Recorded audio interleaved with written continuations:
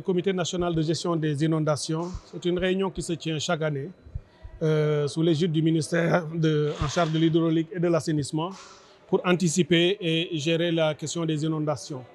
Vous voyez que cette année, la réunion se tient à la fin du mois d'avril parce qu'il fallait attendre justement les prévisions des agences de prévision, de l'ANACIM et autres.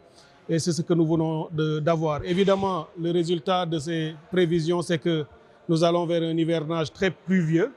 Nous nous attendons à beaucoup d'eau, donc il est important que tous les acteurs se réunissent autour du gouvernement. Aujourd'hui, nous avons la présence de l'ensemble des gouverneurs et préfets de départements venus de l'intérieur du pays, mais également nous avons les services ici à Dakar, les agences et toutes les structures opérationnelles impliquées dans les questions liées à l'assainissement et aux inondations.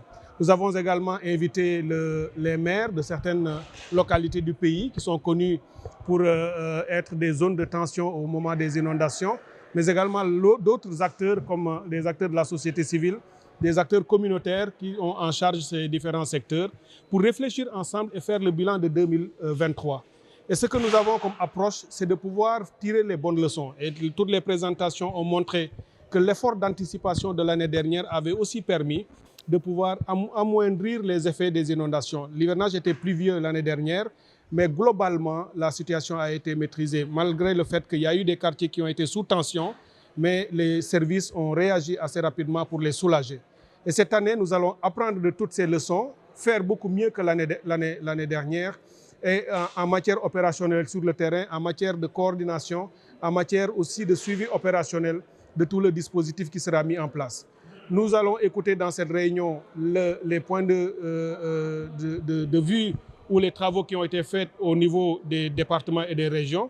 Tous les plans d'action qui ont été élaborés par les gouverneurs sont présentés et de cela, nous allons faire en sorte qu'un suivi opérationnel puisse être fait à notre niveau pour que le dispositif fonctionne correctement.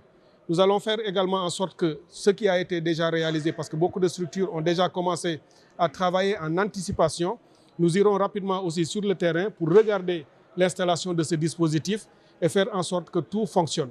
Évidemment, nous ne cesserons jamais de le dire. L'inondation ou les inondations de manière générale sont des phénomènes liés à beaucoup de facteurs comme le réchauffement climatique, l'urbanisation galopante dans nos pays, l'urbanisation anarchique, on va le dire, et les populations qui s'installent dans des zones non édificantes. Tout cela concourt à créer des difficultés. Mais notre mission, c'est d'anticiper, d'essayer d'apporter des réponses en attendant de trouver des solutions plus structurantes. Et c'est à cela que le gouvernement veut aller, plutôt qu'à chaque année de revenir sur les mêmes problèmes pour essayer de gérer au quotidien, au jour le jour, d'avoir des solutions beaucoup plus structurantes, beaucoup plus durables. Et c'est sous une approche qui va mutualiser le travail des acteurs, qui va beaucoup fonder notre démarche sur la concertation, sur l'inclusion et le décloisonnement. Ici, c'est une concertation multi-acteurs où nous avons dit que tous les acteurs, tout le monde peut avoir des solutions. L'État peut mobiliser ses moyens, les collectivités locales aussi leurs solutions et leurs moyens, et les acteurs à la base venir aussi pour donner des contributions pour que nous trouvions des solutions. Voilà au total le sens de cette réunion du Comité national de gestion des inondations. Nous voulons tout fonder sur l'anticipation, sur la démarche concertée, sur la participation de tous pour qu'on comprenne que les solutions peuvent être disponibles si nous nous mettons ensemble et que les moyens à mobiliser, si nous les articulons et que nous fassions aussi de la mutualisation, le peu de moyens qui sont disponibles pourront être organisés pour soulager davantage les populations et passer l'hivernage d'une manière plus ou moins correcte et acceptable.